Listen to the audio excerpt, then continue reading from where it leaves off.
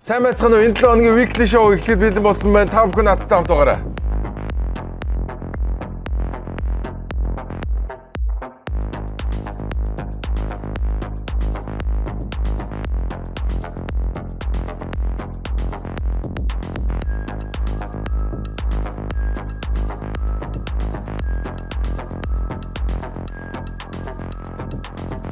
In Mongolia.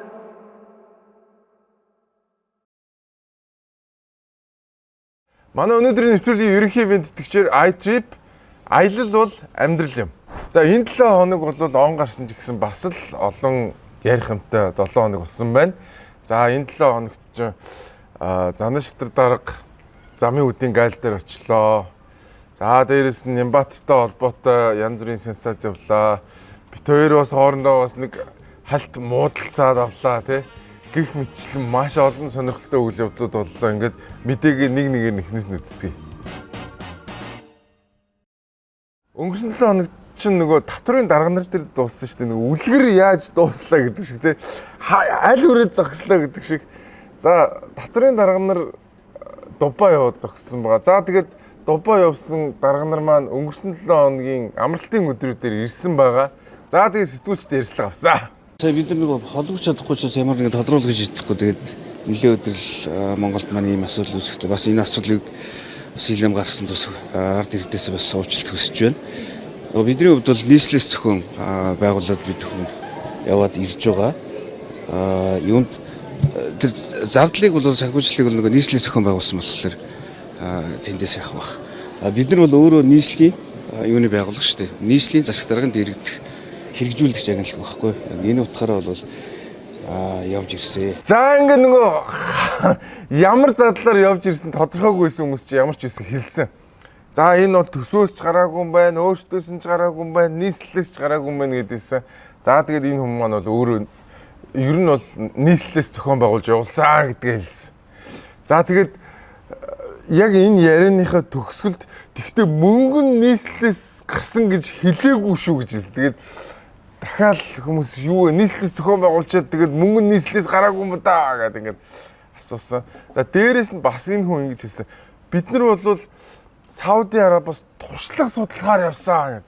Маш олон хүмүүс баярлсан. Тийм ээ. Тэр чин татвар бараг байхгүй орно штэ гэд тэ. Маш олон татвар нь байхгүй юм байлээ.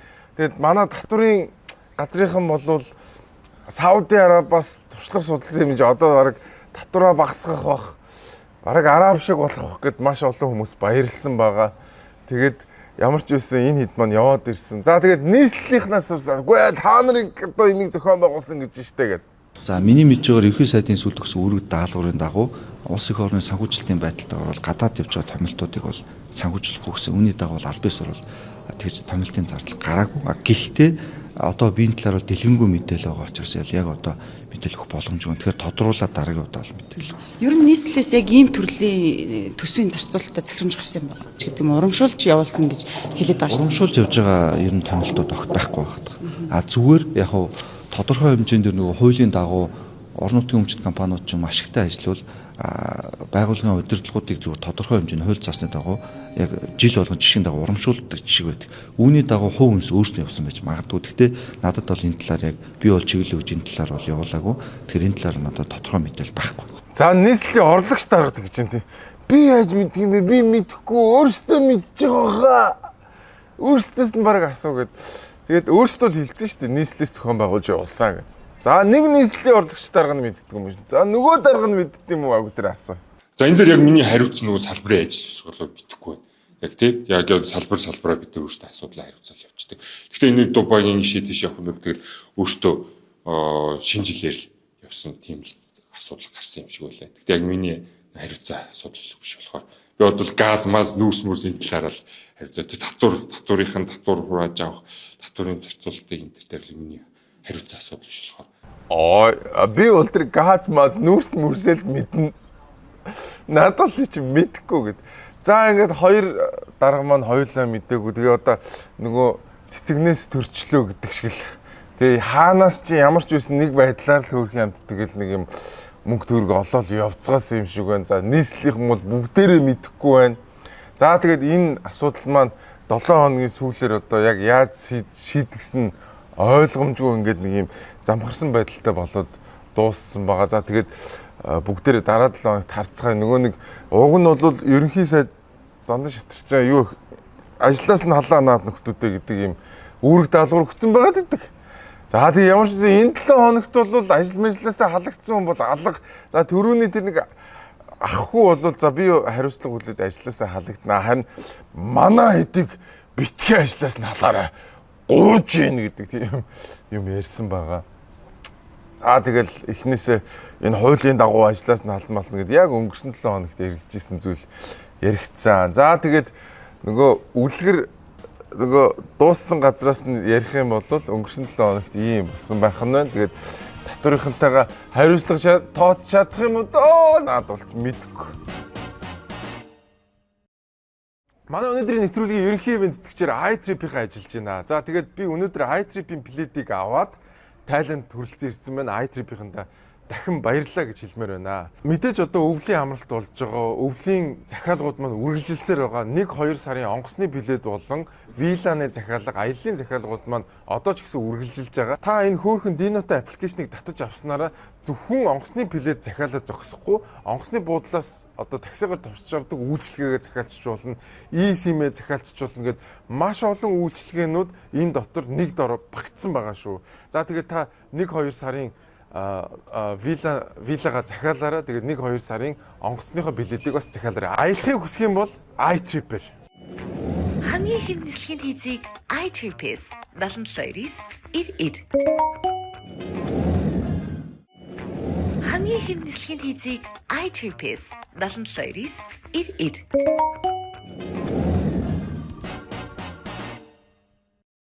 Энэ 7 хоногт Зандан шатар дарга маань галийн байгууллагуудаа эргэж тойрсон. За манай Монгол улсын импортын барааны ихэнхийг оруулж ирдэг замын үд дээр очиж ажилласан. За танаа хэдэн алба газарт ажиллаж байна? За 7 алба.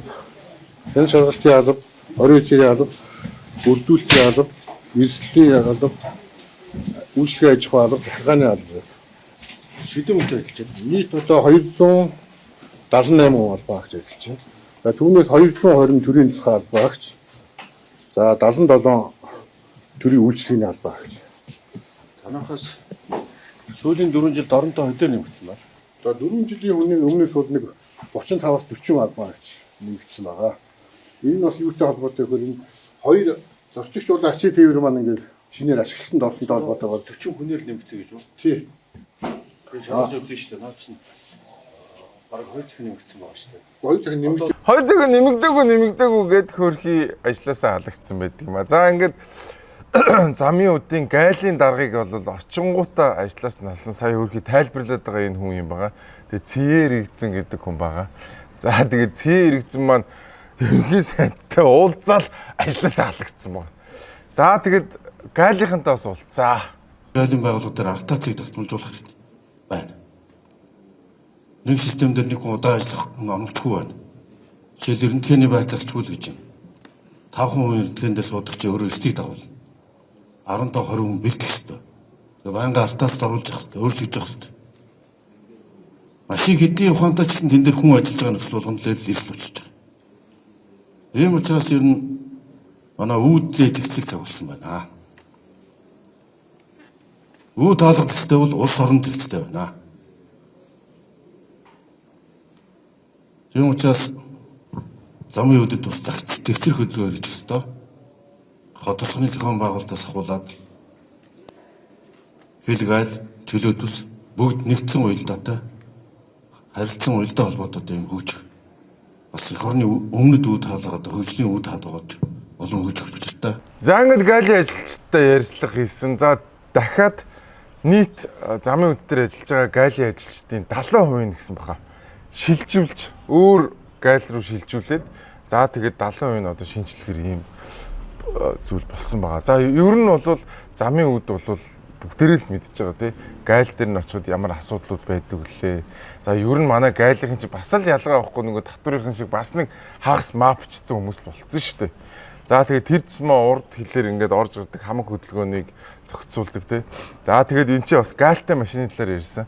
Зүгээр нэг ийм юм байдгийн юм шиг лээ. Хэрвээ тэр гайлгүй машин ч гэж яриад тэр гайлтай машин гэдэг л юу гэдэг лээ. Гана. Гайлтай машин ч гэдэг гайлын дотор айгүй бага төлөд ингээд маш их хэмжээгээр нь одоо бараа бүтээгдэхүүн оруулаад ирдэг. Энэ машинуудыг яг ингээд ном журмаар төлөвлөдөг болчих юм бол бараа бүтээгдэхүүнүүдийн үн өсөх магадaltaй гэдэг юм яриа явдсан билээ.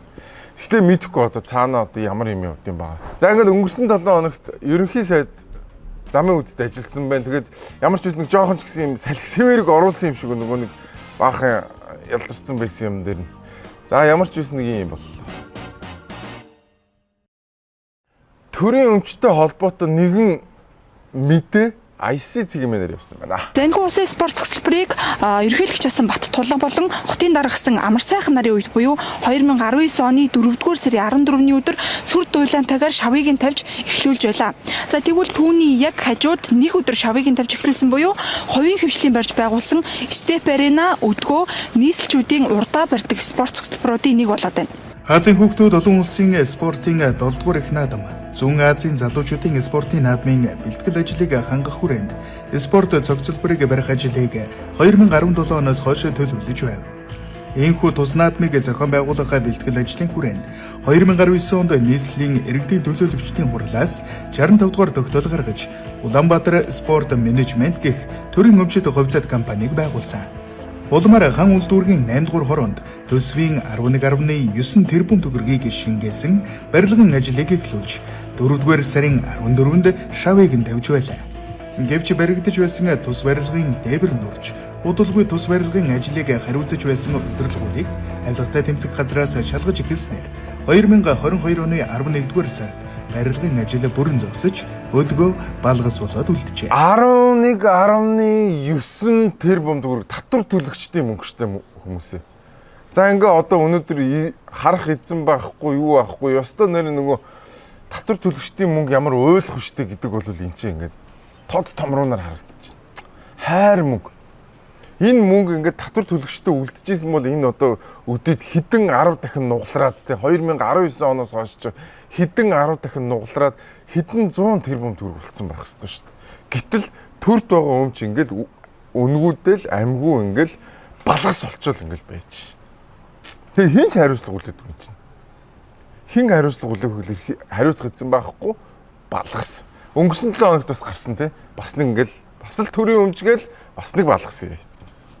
За тэгээд яг энэнтэй адилхан бас нэг төрийн өмчөд те татвар төлөгчдийн одоо мөнгө уйлдгүй гэдэг бас нэг нэлээд томоохон жишээ энэ 7 хоногт байсан.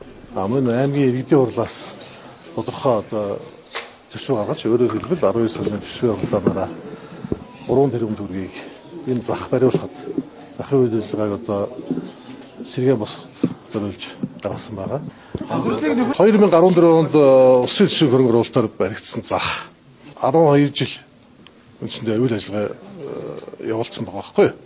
Тэгэхээр одоо энэ хугацаанд бас идэгдэл хурлаалсан. Мэдээж тэр үед бол одоо засгийн газраас боломжтой гэсэн хэмжээгээр бариулсан байх. Сэндвичийн барилга. Энэ бол 3 аймагт баригдсан. Хоёр нь ингэ шатчихад байгаа байхгүй. Тэгэхээр энэ гал дэмждэг ийм одоо материалаар баригдсан тухай үед гал дэмждэг материалаар баригдсан. Гал дэмждэг материал гэж байхгүй шүү дээ манайхаа. Бүхэл материал уг нь тэгэл шатгаа өрөөл одоо модон байшинчгэл шатна, сэндвичшил шатна, ер нь цементээр барьсан байсан ч бүхэл байшин шатна. Хамгийн гол нь тэнцэнэ хариуцлагатай байх л байсан шүү дээ. Тэгээд төсвийн мөнгнөөс дахиад 3 тэрбум төгрөг гаргаад баригдахаар болжээ. За, Увс аймаг бол паразит аймаг. Энэ жил баг эхнээс 3-т орохоор тийм их өндөр улсаас татаас авч явж байгаа аймаг. Улсын төсөвт мөнгө нэмэрлэлтгүй эсрэгээр мөнгө авдаг аймаг. Энэ жил 37 тэрбум төгрөгийн татаас авж байгаа. Тэгсэн мөртлөө энэ ямар амар юу юм бэ те цамаа аймаг вэ. Тэр нөгөө энэ хариуцлагагүй ажилласан хүмүүстэй яагаад хинч хариуцлага тооцохгүй юм. Дахиад нөгөө яг түрүүний жишээ те төсвийн мөнгө, татвар төлөгчдийн мөнгө уйлдгүй гэдэг жишээ чинь энэ. Хэрвээ хин нэг бизнес эрхлэгч байшингаа шатаага хийсэн байвал тэр хүн өөрөө хариуцлага үлээгээ явдаг. А гэтэл дарга нар байшингаа шатаага хийчихлээр татвар төлөгчд тэр хүмүүс биш бид нар өмнөөс нь хариуцлагыг хүлээгээд явдаг. За тэгээд тэр тусмаа хамгийн паразит аймагуудын нэг Увс аймаг энэ жил дээрээсээ бараг 2 өнөг 3-т явж байгаа. 37 тэрбумын татаас авч иж дахиад нөгөө нэг даргамттайгаа хариуцлага тооцохын оронд дахиад 3 тэрбум төгрөгөөр дахиад байшин барина. Дахиад шатаа нэ. Яг л хэний ч өмч биш юм чи яах юм. Тэгээ та нар боддоо 3 аймагт ийм сэндвичийн барилга барьсан чинь 2-ын шатаа шаасан. Та нар боддоо. Үгүй ийм мэдгүй ийм юм хийж байгаа хүмүүс одоо бол ингээл суугаал юу ч болоогүй юм шиг ингээл яриа явж байгаа. Тэгэд нэр үнэхээр татвар төлөгчдийн мөнгөнд үнэхээр муухай хандах юм ба. Тэгээд Увс аймаг одоо үнэхээр тэгж мөнгө зарцуулмаар байдаг юм бол одоо өөрсдөө мөнгө олооч Увс аймгийнхаа. Битээ ингэж нөгөө бусад аймагуудаа паразитлэн дээрээс нь дахиад ийм үглэгэн байгаа чи. Үнэхээр хүнээс юм гуйдаг аймаг болвол тэгээд бас нэг юм гуйхаасаа бас нэг жоох ичил санаа зовдөг баймаар биш үү. Тэгэхгүй ингээл дураараа ингээл ерөөс. Дураараа тэр юмаа шатаачин дураараа ингээд юм аач. Энэ бол байж болохгүй. За дээрэс нь дахиад татвар төлөгчдийн мөнгөнд одоо хүүтэй хандж байгаа бас нэг асуудал энэ талаар гарсан байна. Энэ хүнтэй гэрээ байгуулсан гэдэг мэдээлэл ярьж 1.1 сая долларын энэ мэдээлэл Тэгсэн энэ юу яасан? Монгол Улсын засгийн газрын хуралдааны тэмдэглэлээр надад үүрэг өгсөн.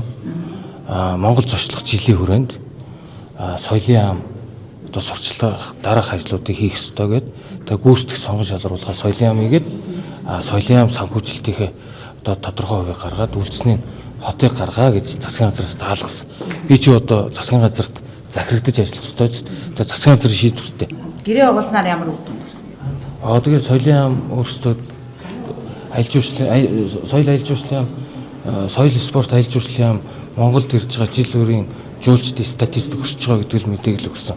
Би дахиад хэлж шít Монгол Улсын засгийн газраас шийдвэр гарсан түүнийг нь би хэрэгжүүлсэн. Баярлалаа. Би мэдгүй. Тэр соёлын яамныхнаас очиод асуул гэдэг юм ярьж тий. Дахиад уг нь хүнд мөнгө өгсөн хүчгүй нөгөөтг чи яаж ийн юу болж ийн аль манайхаа нөгөө авсан мөнгө төгрөгийн үр дүн хаана байна гэдэг ингээд явдаг штэ. Гэтэл манайханд ерөөсөө тийм алга. Мэдхгүй тэгээ соёлын яамных л мэдж байгаа. Би ямар ч байсан нийслэлийн иргэдийг шулж олсон мөнгө тийшээ явуулсан гэнэ. Хичнээн их мөнгө тэ хичнээн их татвар нэмлээ. Нийслэлийн татвар нэг дахин нэмэгдсэн. 1% байж байгаа 2% болсон. За тэгэл зам ашигласны татвар бараг 5 6 7 дахин нэмэгдсэн тэ. Ингэж их татварлж авсан мөнгө ямар ч үр дүнгүйгээр тэгэл фүүлхэн гээд. Тэгээ энэ амар тэнэг заяа. Тэр багийн зүгээр ингээд бэлтгэлээ хийх үеийн хувцсан дээр нь ингээд зүгээр Go Mongolia гэдэг бичгтэй заяа. Тэгээ мэдхгүй одоо бэлтгэлээ хийж яхад нь ямар амтай очиж гарддаг юм байгаа. Уг нь энэ тоглолтын хувцсан зөөл бас тэр чинь ядч ингээд олон улс дамжуулаад тийм үстэй стадион дээр дүүрэн хүн үзээд хөө энэ Go Mongolia гэсэн мэн ямар учиртай юм бэ гэдээ ярина штэ. Тэгсэн чинь зүгээр ингээд бэлтгэлээ хийдэг үеийнх нь хувцсан дээр нь тавьсан байгаа. Тэгээ 1.1 сая доллар монголчууд. 1.1. Тэгээ эн чинь зөвхөн Улаанбаатараас гарч байгаа. Тэгээ цаана дахиад өчнөө хүмүүс байгаа тий. За тэгээ яг энтэй холбоотойгоор бас улсын хурал дээр өмнө ярьжсэн яриаг юу бас та бүхэн сонсгоо гэж бодсон. Английн хөл бөмбөгийн шигшээ багийн хувц сэргэлийг авч нөгөө 23 тэрбум төгрөг гаргаад тавьчихсан ч байх шиг. Ямар баян юм бэ? Монголын хөл бөмбөгийн баг нь ямар байгаа юм бэ? Мэдж байгаа юу та? Ийм ачаагүй үйлдэлүүд хийж байгаа нь бүр үнэхээр готомшиг байна. Юу вэ? Бүр нийтдээ 23 тэрбум төгрөг юм уу? Ямар амар юм бэ? За Батлууд гişүн өмнө нь ингэж ярьжсэн байна. За тэгээд тодорхой хэсгийн одоо нийслэлээс гаргасан юм байна. Бараг ойролцоогоор 4 тэрбум орчим төгрөгийн. За тэгээд 10 хэдэн тэрбумын соёлын яамнаас гаргасан байлгүй одоо бодвол тийм ээ. За тэгээд нэрэл одоо Монголын хөл бөмбөг Монгол тамирчдаа дэмжихгүй мөртлөл ингэж. За энэ чинь ингээд 20 хэдэн тэрбум төгрөгөөр ингээд Go Mongolia гэдэг тэр бэлтгэлийн үеийн хувцас шүү манайхаа. Яг тоглолтын үеийн хувцас. Тэрэн дээр нь 50 нэг олигтой болтгоо. Гэхдээ энэ 23 тэрбумыг фүүлхмийнхэнд өгчээснээс гэхдээ энэ физикал эйшигийнхэнтэй өгсөн байсан бол тэр хэдийн маань амьдрал ах уу спортын амжилтанд ямар ихээр нөлөөлөх байсан болоо. Тэгээ бүгдээрээ бодороо. Тэгээд дахиад л те хамгийн гол нь энэний тэр ямар үр дүн гарсан гэдгийг мэдэхгүй байгаа хөөхгүй. Гэхдээ мэдэхгүй одоо тэгэл соёлын яамал мэдчихэж байгаа үсгээд. Тэг ингэж нөгөө татвар төлөгчдийн мөнгөнд ингэж хандж гин. Тэгээд та нар одоо ингээ хараарай зэ. Бид нар чи өдөр шөнөгүүл татварлаа л хэвээр бараг л төрийн төсөв тасарчлаа гэдэг. Гэтэл нөгөө нэг өдөр шөнөгүй биднийг дарамталж 9 шид болгосон мөнгөөр нь нөгөө татварынх нь дубаа явчихдаг юм байна. За тэгээ үнэхээр нөгөө татвараар авсан мөнгөөр үр дүнтэй ажилладаг юм уу гэхээр сүрцэн байшин барьж байна. Дээрээс нь ямар ч одоо улстай нэмэр оруулдаггүй аймагт аваачаад 3-4 тэрбум төгрөгөөр нь ингээд хариуцлагагүй байдлыг улам өөгшүүлж байгаа юм шигээр ингээд татаас өгөөд идэв юм байна. За тэгээ бүр ингээд одоо ямар ч үр ашиггүй зүйлд ингээд хэдэн 10 тэрбумаар ингээд үрээд идэв юм байна. Дахиад нөгөө асуулт чинь бид нар яг яах гэж татвар төлөөд байгаа юм бэ? Ингэж гарын салгаагаараа мөнгө урсгах байсан бол бидний өдөр шөнөгүй хөлсөө цусаа урсгаж иж олж байгаа мөнгийг ингэж үрэх байсан бол бид нар ер нь яах гэж татвар төлөөд байгаа юм бэ гэдэг асуултыг л хамгийн сүүлд нь тавьмаар байна. Тэгээд татварынхан бол сайхан зугаалаад байна. Дарга нар бол сайхан гарынхаа салаагаар мөнгө урсгаад байна. Гэтэл татвар төлөгч бид нар өнөөдөр нөгөө татварын дарамттайгаа нөгөө нэг асуудлуудтайгаа одоо нүүр тулаад ингэж явж байна. Тэгээд яах гэж татвар төлөөд байгаа юм бэ? За бидний сайн танил Оросын алдарт Stolichny брэнд Монголд албан ёсны эрхтэйгээр орж ирж байгаа юм. За 1990 болон 2000 онд бол хүмүүс маш сайн мэддэг ийм ундаа байгаа. За тэгээд дээрэс нь Европт бол номер 1 чанартайгаар алдартай ийм брэнд байгаа. За тэгээд та бүхэн цагаан сар одоо болох гэж байна. Ахмад наснуудынхаа ширээн дээр одоо ийм гой чанартай бараа бүтээгдэхүүнийг тавиарай. За магадгүй бас золгуудтай бас хэрэгжилж болно. За дээрэс нь 1938 оноос хойш хийж байгаа энэхүү брэнд нь өөрөө чанарын хувьд үнэхээр нүүр улаахгүй маш өндөр чанартай ийм брэнд байгаа шүү. Тэгээд бидний таньдаг алдарт Stolichny брэнд Монголд албан ёсны эрхтэйгээр орж ирсэн байна манайха. Цагаан сарын ширээгээ Stolichny-гаар чимцгээе. За TV5 телевизийн Солонгос улсад өнгөрсөн 7 хоногт ажилласан юм шиг байна. За тэгээд тэр үеэр бас нэг мэдээ бэлтгэжээ. Солонгост суугаа Монгол элчин сайдын яамныхны талаар иргэдийн бодлыг асуусан байна. Виз нь гарсан ч гэсэн Солонгосын хил дээрээс Монгол иргэдийг буцаах тохиолдол цөөнгөө гардаг.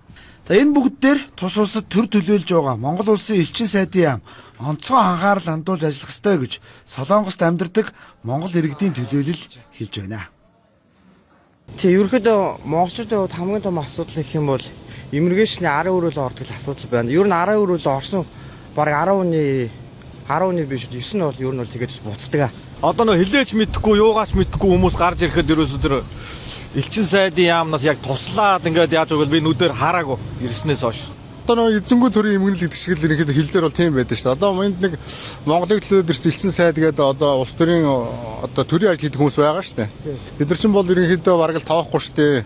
Энэ тал дээр бол манай Солонгост энэ одоо төр төлөөлж байгаа хүмүүс бол нэг ажилламаар байгаа. Гэхдээ ажиллаад одоо эдгээр цааш явж хөөцөлдөх тийм юу сэтгэл зүрх байдгүй юм биш үү гэж боддоо шүү дээ. Тий. За тэнд амьдардаг иргэд за мэдхгүй магадгүй энэ хүмүүс бол зүгээр ингээд нөгөө харагдаж байгаа юмараа л хэлж байгаа. Гэхдээ ерөн зүгээр ажиглаад хахад ковидын үеэс л ахуулсан шүү дээ. Ковидын үеэр нөгөө Монгол руугаа явж чадахгүй өчнөө хор тавдартай, өвчин зовлонтой, үр хүүхдэд дагуулсан хүмүүсийг чи Монголын элчин сайдын яамныхаа яаж тэнцээ гацааж янз бүр болгочихлоо. За бүр хамгийн сүүлийн жишээ гэлдэхт чи нөгөө за гай нэмэр болдгоо маа гэхэд нэрмээс битгий болооч гэдэг шиг тий. Зүгээр байж байгаа л арай гэж нэг монголчуудын нэр хүнд нэг Солонгост арай гайгүй болол эхэлсэн чинь очоод шинэ жилийн өмнөхөн та нар тий Монголын элчин сайдын яамны машин согтуугаар жолоо барьж байгаа л сөүлд ингээл хост хийчихэж байгаа байхгүй. Үнээрээ уг нь ядаж иргэдтэй туслаад нэмэр болоод одоо айхтар овоож уцаад гийгүүлээд ийдгүү маа гэхэд ядаж л гай болмоор байна. Тэгээ энэ бол зөвхөн Солонгосын элчин сайдын яам дээр л яригдж байгаа болохгүй бусад элчин сайдын яамнууд дээр бас ийм асуудлууд маш их байгаа. Дэлхийд даяар сууж байгаа. За тэгэл Америк явж байхад л одоо тентгийн иргэд яриа л идэв юм л. Үгүй одоо ингээ нэг юм улс төрийн томилгоогоор ирсэн нөхөр ингээ сонгуулийн өмнө ирэхлээр ингээл нэг юм сонгуулийн сурчлагаач хийгээд байгаа юм уу яагаад байгаа нь мэддэхгүй ингээ нэг ийм хүмүүс байх юм аа. Улс төрийн томилгоогоор ирдэг. Тэгээд нэг нүдээ олоогүй танил талаараа ирсэн хүмүүс ер нь дийлэнх нь байдаг болцсон. Энэ манай энэ гадаад бодлого гэдэг юм чинь баг алдагдсан юм шүү гэдэг иймийг одоо өчнөө олон гадаад яваад ингээд ярьж байхад бол байдаг. Одоо жишээл энэ Тайланд улсад хүртэлтэй сүүлд бас ингээл элчин сайдын яамных нь хүний ихнэр нь ингээл амиа орлол бас л дахиад ингээл бөө асуудалтай. Тэгээ нэг энэ ч нэг юм хүмүүст нэг юм шагнал өгөөд нэг тэтгэврт гарч байгаа улс төрчд юм уу? Эсвэл тэдний үр хүүхдийг нэг юм шагнадаг юм шиг юм болчихжээ. Тэгээд уг нь тэр хүмүүс чинь ингээд иргэдтэй үйлчлээд тэгээд дээшээ тэнгэр бол доошоо газар хатуу байх үед нь л өстой жинхэнэ Монгол улсын элчин сайдын яам гарч ирээд тэр хүмүүстэй тусламж үйлчлэгээ үзүүлээд зөвлөгөө өгдөг байх юм бол нэр хүнд нь сайжирна. Гэтэл даанч манайхан тэхгүй байна. Хар тамхи зөөж гин, арх уугаад баларч гин тий. Тэгээд бөө дандаа асуудал хэрэгтэй хөвгт орооцолж байна. Тэгээд тэрний нэг жишээ одоо Солонгосын элчин сайдын яам юм болоо да. Тэгэд ер нь ихэнх нь мэдээж сайн хүмүүс байгаа. Гэхдээ дийлэнх нь нэг юм болцсон байх шүү гэдгийг энэ сурвалжлагаараас харуулах шиг боллоо манайх. Энэ 7 хоногт Улаанбаатарын утаатай холбоотой нэгэн мэдээ Тэнгэр телевизээр явсан байна. Өнгөрсөн жилдээ харьцуулахад агаарын бохирдол буурсан гэж байгаач азотын давхар эсвэл хүүхэрлэг хий, нүүрс төрөгчийн дутуу эсвэл зэрэг үзүүлэлтүүд төдийлөн буугаагүйг энэ харьцаанаас харж болохоор байна. Мөн түүнчлэн баян ишүү орчимд галлгааны оргил цагаар агаарын чанарын индекс 440-д хүрч байгаа нь гамшигын хэмжээнд хүрч буйг илтгэж байна. Агаарын бохирдлын ийм нөхцөлд иргэдийг гадаа гарахаас зайлсхийхийг Дэлхийн эрүүл мэндийн байгууллагаас зөвлөдгөө. Гэтэл манай улсад агаарын бохирдлын энэ үзүүлэлт хэвийн мэт болсон. Энэ өвөл хагас коксчсан түлш хэрэглэснээр нүдэнд харагдахгүй зутаа буурсан мэт боловч өөр төрлийн үнэр мэдэгдэж толгой өвдөх тохиолдол нэмэгдсэн болохыг олон нийт хэлж байна. Айгу ийм сонин итгээд айгу муухай үнэрчтэй шүү дээ. Харахад утаа нь байгаа мөртлөө ийм хортой юм уу хаашаа юм тийм л байт юм да. Жоо хэдэн сар төсөн тэртээ юу л да үнэр нь амар юм. Ерөөсөө одоо тэр хотын төвөөс байр марнаас ус чинь зүгээр хүүхдүүд чинь ерөөсөө үнэр нь дийлдэхгүй ямар амар үнэртэй юм бэ. Тэгэхээр нэр одоо яалтч хэдэ би өөрөө харьцан орчинд басна гэдгийг тасч байгаа юм шиг. Улаанбаатар хотын нийт хүн амын 50% нь гэр хороололд амьдардаг. Тэд агаарын бохирдлыг бууруулах төсөл хөтөлбөр болон шинэ нүүрсний туршилтын туулай болсоор байгааг энэ өвлийн жишээ дахин харуулж байна. Туршилтын туулай гэж. Үнээр хөөрх амт бүхэл юмар туршиж байна. 150-аал туршилтын тулаа олгосон. За тэгэл байж ийснэ. Юу гэлээ? Сайжруулсан шахмал түлшгээл нэг бүр ихнээд гарууд хөргөөр үйлдвэр бариад тэгэл тэрийг бараг хэрглэж амжсан юм уу тэгэл ерөөсөө дахиад татвар төлөгчдийн мөнгө хог дээр үсрээл ингээл тэгснээ дахиад хятадаас ингээл ямар хаанаас авчирсан мэддэхгүй ямар ч туршилтанд ороогүй нүүрсээ чи шууд л ерөөсөө хүү яахийн завдлагуулаар ерөөсөө хятадаас оруулж ирээд бас шахсан тэгэл тэр нь янз бүрийн үнэртэй тэрийг одоо судалсан шинжилсэн хүн байдгүй те яг ямар үнэртэй ч байгаад байгаа. За нэг ийм байдалтай одоо нөгөө бушуу түлээ бориндоо бастаач гэж ярьдаг эсвэл гал унтраагч гэж ярьдаг те нэг иймэрхүү байдалтай явчихсан. За тэгээд нэгэн одоо судлаач залуу яг энэ бодит байдлын яг бодит төхөөрөмжтэй ингээд одоо хэмжээд яваад байгаа. За тэгээд энэ залуу бол олонний анхаарлыг татж байгаа. За тэгээд энэ залуу хэмжилтээр юу гарсныг бүгд харцгаа. Сансын тойрог буюу за Китэмсийн автобусны буудлын яг автобусны буудлын дээр ирсэн байна. За энэ дагаарын чанар keep away. За аюултай hazardous гэж байна те англи хэлтэй хүмүүс бол мэдчихэж байгаа. За энийг түрэнгээ зогсооч. За PM 2.5 буюу маш нарийн ширхэгтэй тоосонцор 342 буюу 250-аас дээшээ болчих юм бол аюултай түвшинд очичдаг юм байна. За PM 10 болохоор 626 гэж байна те. За тэгэхээр нэг 650 хүртэл бол энэ аюултай түвшин дээр идэг юм байна. За одоо гадаа хасах 19 зааж байна. Машиныг температур дээр. За энэ залуу бол Отгон Баяр гэж залуу байгаа. За тэгээд өөрөө ингээд одоо идэвхтэй иргэн тэгээд шинжлэх ухаанч үүднээс яг энэ дарга нарын яриад байгаа ер нь үний юм уу? Бид нар яг энэ аюултай түвшнээс буусан юм уу гэхлээр буугаагүй л байгаа. Тэгэхээр ингээд нэг юм асуудалд бодиттой хандж байгаа ийм залуучууд бол маш олон болсон байлаа. Тэгээд Улаанбаатарын утаа аюултай түвшиндээ хിവэрээл байна. Одоо Нямбатар минь мараг энэ хамаг юмыг өстой гоё болгоод яачлаа мачлаа гэсэн sorry no энэ хിവэрээ байна. Утаатай байгаад байна. Ер нь шүү дээ нэг юмыг ойлгох хэрэгтэй. Юм түлжил байгаа л утаагаар нь манайхаа. Тэр нь хятадын сайн нүүрс байна уу, Монголын муу нүүрс байна уу хамаахгүй. Утаа түлжил байгаа л гарна. За харин ч эсэргээр тэр хятад нүүрс бол хими янз бүрийн үйлдвэрээр ингээд дамжицсан ийм нүүрснүүд байгаа. За ямар ч үсэн ингээд утаагүй түвшнээс утаа гараад байгаа юм байна шүү. Тэгээд энэ нь өөрөө бас л ялгаа байхгүй. Hazardous гэж тий одоо аюулын хэмжээнд бол байгаа юм байна. За тэгээд одоо энэ өвөл уг нь өнгөрсөн жил турших хэрэгтэй байсан. Энэ өвөл бас л туршилтын туулаа болгоод хідэн айлуудад газын халаагуур тавьжээ. За дулаалгын ажил дуусаж хийн халаагуурт шилжүүлэх ажил үргэлжилж байна. За Чингэлтэй дүүргийн 3000 гаруй айл өрхөд өдөр шөнийн горимтой өрхийн дулааны хэрэгцээг мэдэрч автоматар асаж унтардаг ухаалаг хийн зовхыг суйрлуулж байгаа. Энэхүү хийн зовхны төслийн хүрээнд Чингэлтэй дүүргийн 10 дугаар хороонд хийн түлш борлуулах анхны цэг ажиллаж эхэллээ. Хийн түлш цахилгаан хосолсон 100 халаагуур нь агаар сэлгэгчтэй 50 м квадрат талбайг дулаанаар хангах хүчин чадалтай газ алдагдлыг мэдэрч автоматар хаагддаг хавхлагтай. Мөн температур мэдрэгчтэй учраас тохируулсан хэмт дулаанаа барьж эрчим хүч хэмнэдэг байна. Халаагуур нь дулаанаа 6 цаг хадгалж гэрийн халаалтыг шийдэхээс гадна хийн түлшээр хоол цай хийж ахын хэрэглээг давхар хангах боломжтой. За ямар ч үсэн ингээд газын бас 100 тавьж үзэж байгаа юм байна. Тэгээ та сая анзаарсан тэр 100хан дээр нь ямар лого байсныг Хятадын алдарт Hisense гэдэг брэнд байдаг. 1969 онд одоо анх үйл ажиллагаа эхэлж ирсэн. За энэхүү Хятадын брендийн одоо 100х маань ингээд тавьж. Тэгээ би зүгээр нэг юм гайхаад байгаа. Энэ Нямбатартай холбогдсон бүх юм яагаад Хятад болоод байна гэд гайхаад байгаа. Ингээл нэг юм авчрал авахлаар нэг Хятад 100 авчрал тавьчих. Нэг юм авчрал төлөвлөлөөр нэг Хятад нүүрс авчрал төлөвлөж. Нэг машин ингээл одоо таксинд явуулна гэхлээр нэг юм Хятадтай электромашин. За нэг оноо нэвтрүүлэхлээр ингээл Хятад оноо ингээл ерөөсөө яахлаар ингээд бүх юм нэг юм Хятадтай холбоотой. За нэг байшин бариулж гэсэн Хятадын компаниуд ялчих.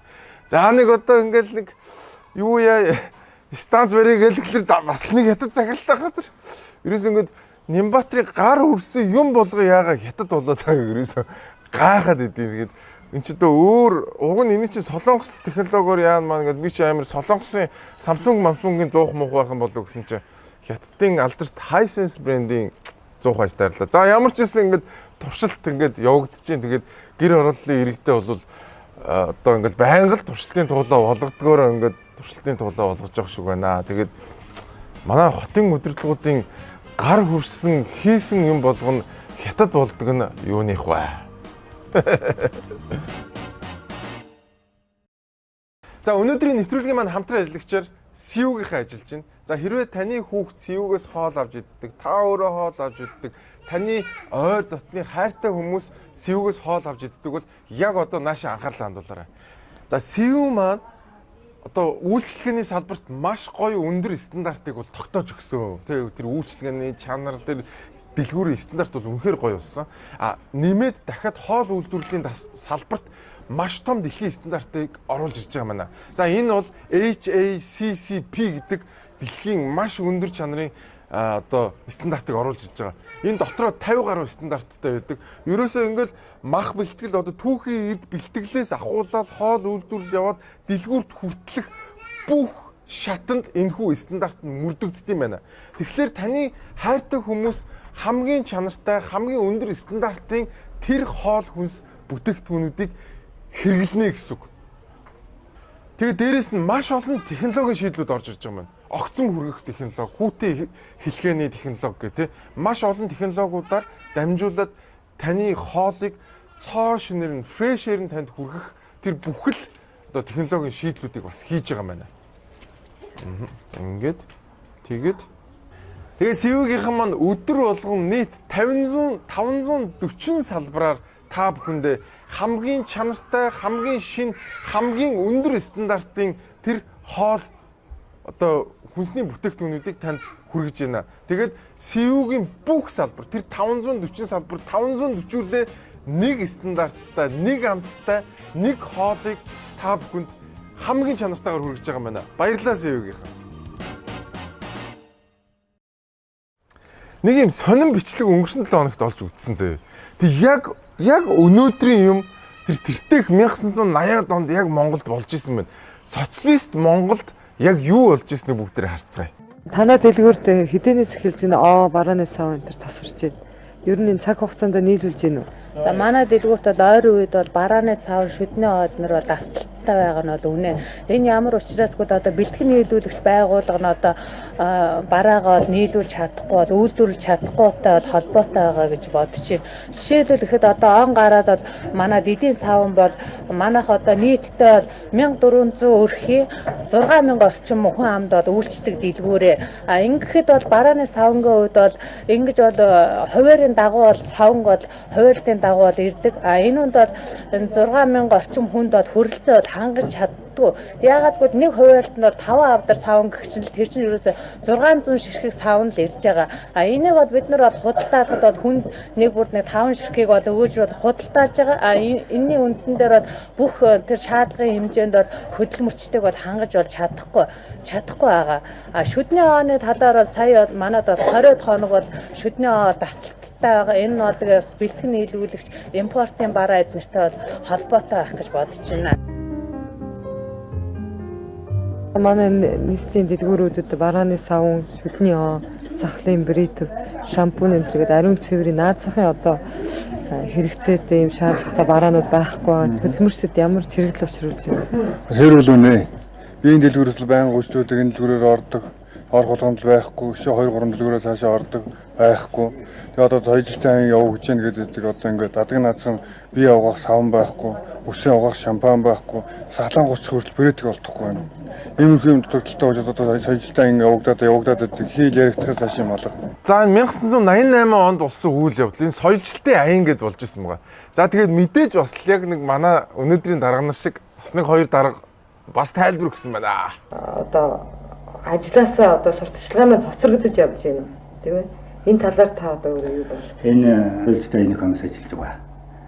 Энэ комиссууд өөрсдөө энэ оройдынхоо нутаг дэвсгэрдээ их соёлжлтын удирдамж гаргасан. Хотын ерөнхий чиглэлийг аваад оройдынхоо онцлогийг, оройныхоо нутаг дэвсгэрийн онцлогийг, орон сууцны хүн амын байршлын онцлогийг харгалж байгаа тийм удирдамж гаргасан. Энэ удирдамжаа бол бүх оройд хэвлэл тараасан. Энэ нь одоо айл өрхөөхөө доогоор хэвлэл тараасан, албан газруудад тараасан.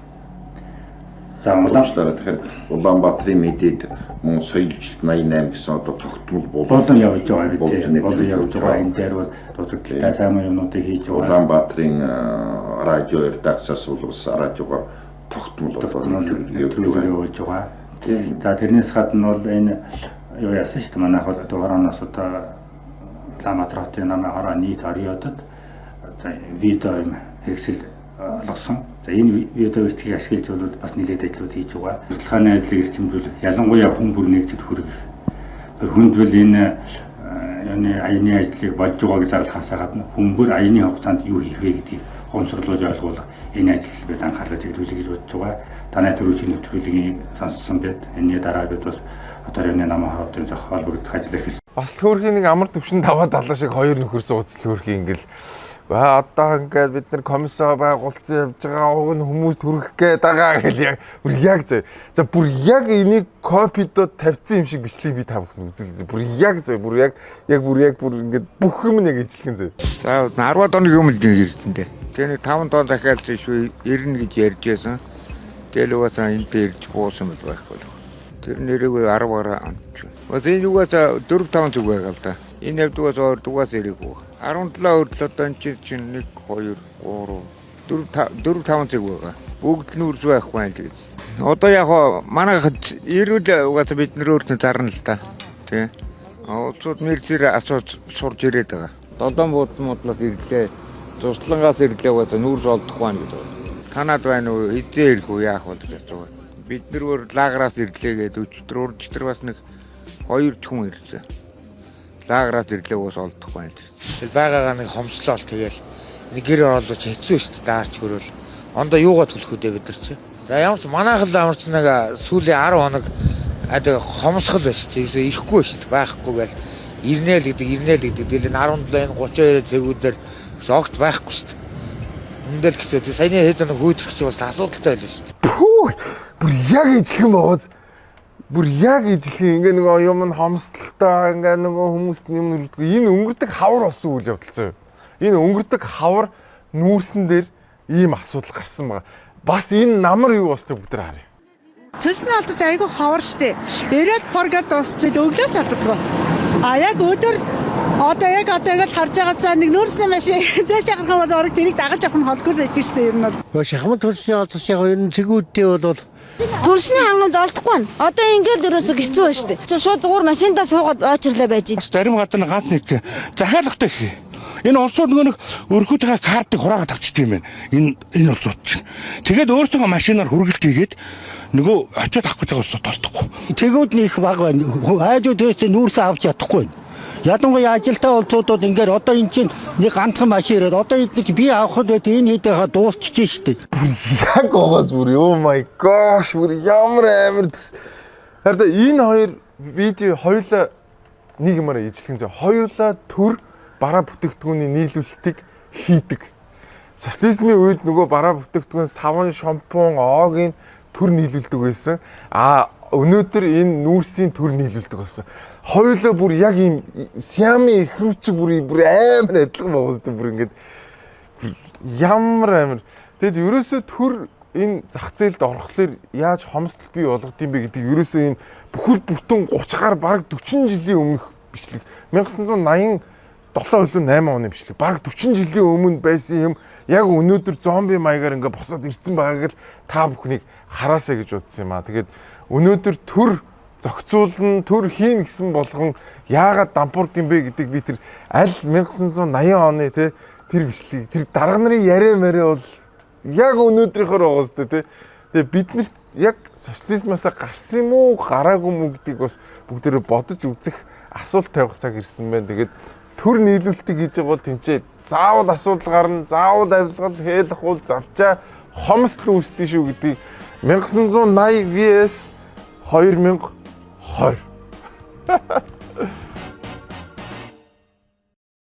За иргэдийн амьдрал бол хэцүү байна. За энэ талаар бас сурчлага хийсэн байна.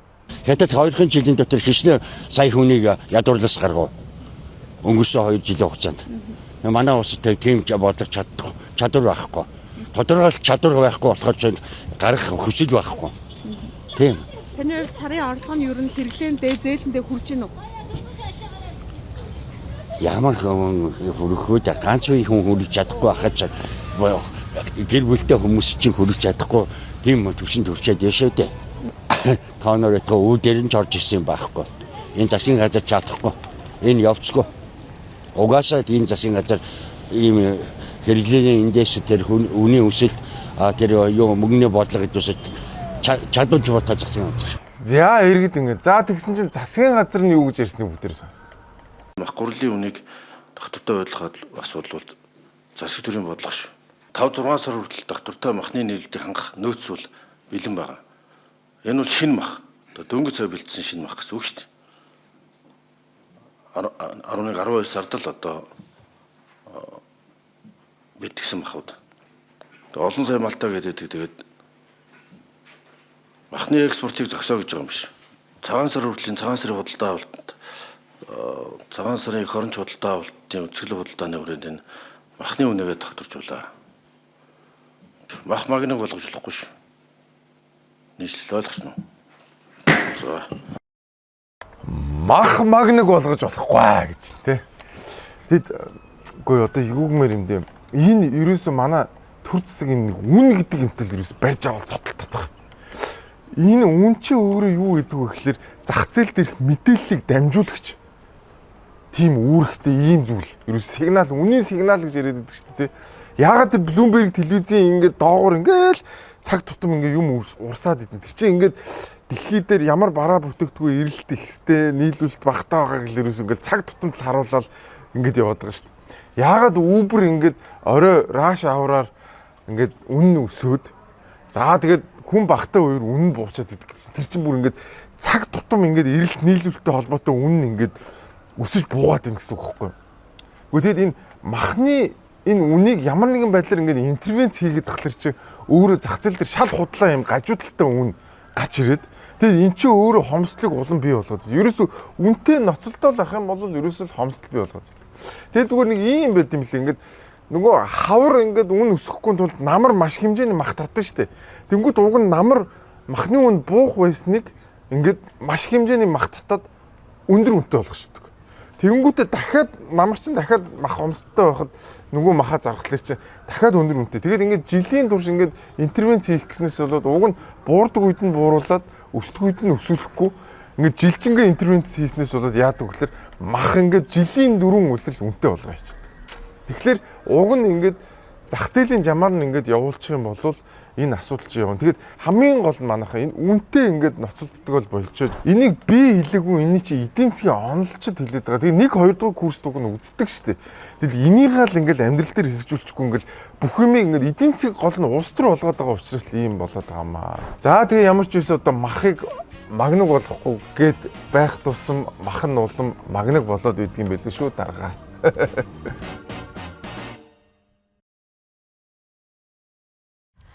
Энэ оны 1-р сараас эхлэн AI камераар гэрэл тохиолцогдсон игнэ байр буруу эзэлсэн. Цагаан зураас давсан зэрэг зөрчил гаргасан жолооч нарт торгуулийн арга хэмжээ авагддаг болсон. Гэтэл яаралтай түргэн тусламжийн машин онцгой цагдаа зэрэг хойшлуулшгүй тусгай тээврийн хэрэгслүүдэд жолооч нар зам тавьж өгөхөө болж. За ингэснээр амь насанд аюултай яаралтай тусламжийн дуудлагатай үед өндөр эрсдэл дагуулж байгааг түргэн тусламжийн засгийнхан хэлж байна. За нэг юм болсон. Тэгээд гал команд түргэн тусламжийн машинууд зам тавьж өгөө болсон гинэ. За энэ юутай холбоотой гэхээр энэ нэг юм румер явцсан мөлий. Ингээд түргэн тусламжийн машинд зам тавиад өгсөн чинь торгуулцсан гэдэг. За тэр бол худлаа мэдээлэл юм билээ шүү. Ер нь бол бүх одоо бичлэгүүдийг ямар нэгэн байдлаар шууд AI өөрөө торгохгүй байгаа.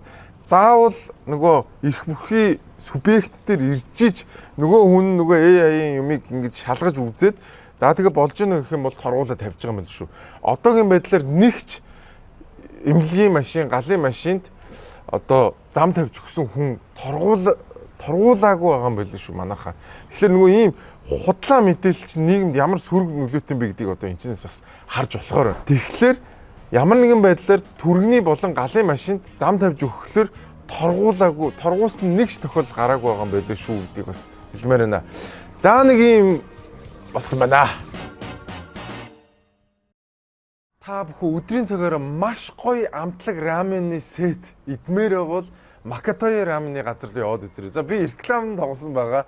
Тэгээд үнэхээр яалтчгүй гоё раментай газар байлаа шүү. 20,000 төгрөгнөөс доош өдрийн хоолны сет сонирхож байгаа юм бол та бүхэн Макатоя раменаар ороорой. За 2 янзын маш гоё сет байгаа. 2 сет маань хоёулаа кара агитай байгаа шүү.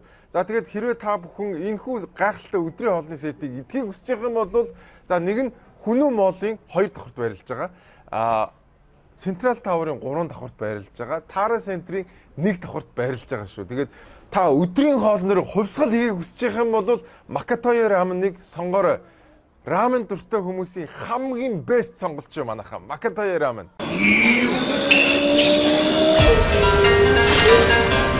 Их ажлын дундуур ирч хүч сэргээх Макатоя рамен.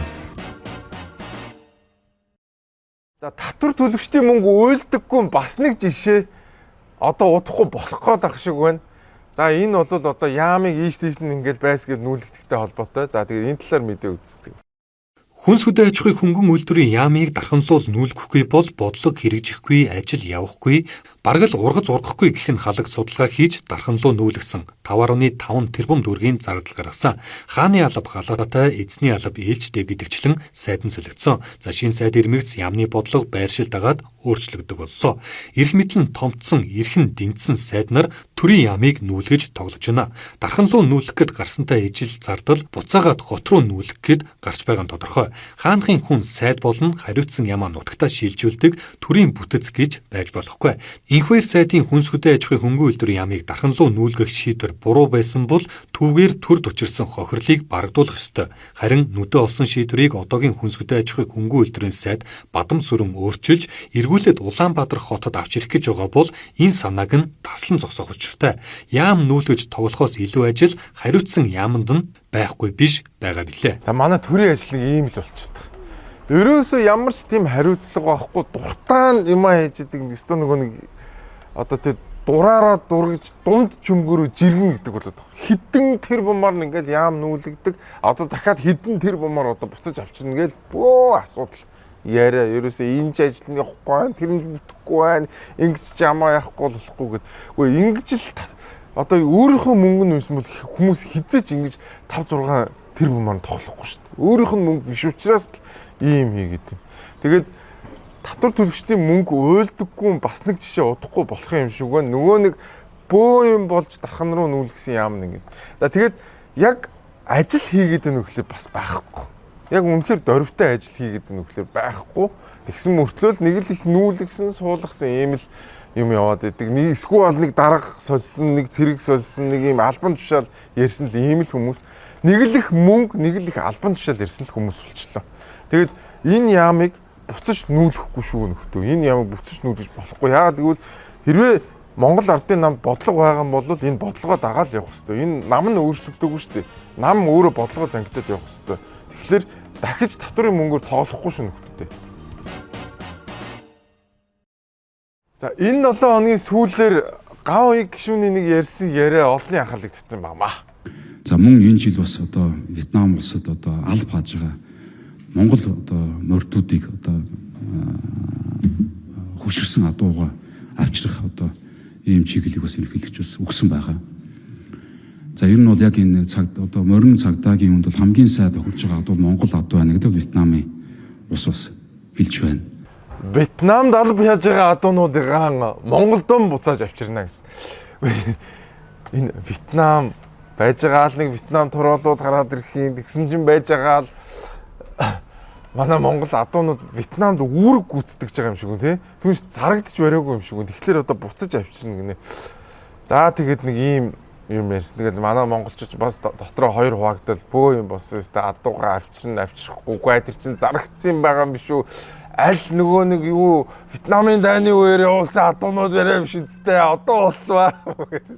Тэгсэн чинь шал өөр тийч цагдаа магдагийн үүрэг гүйцэтгэл явдаг юм шиг. Тэгээд зарагдсан юм уу гэхлээр зарагдсан юм шиг, зарагдаагүй юм уу гэхлээр үүрэг гүйцэтгэж байгаа юм шиг бас нэг хитэн адуу гинт Вьетнамаас гарч ирсэн байгаа. Тэгээд Монгол адуунуудаа Вьетнамаас авчирна гинэ манайхаа. Хамгийн хэм нислэгийн тийзийг iTripS 7799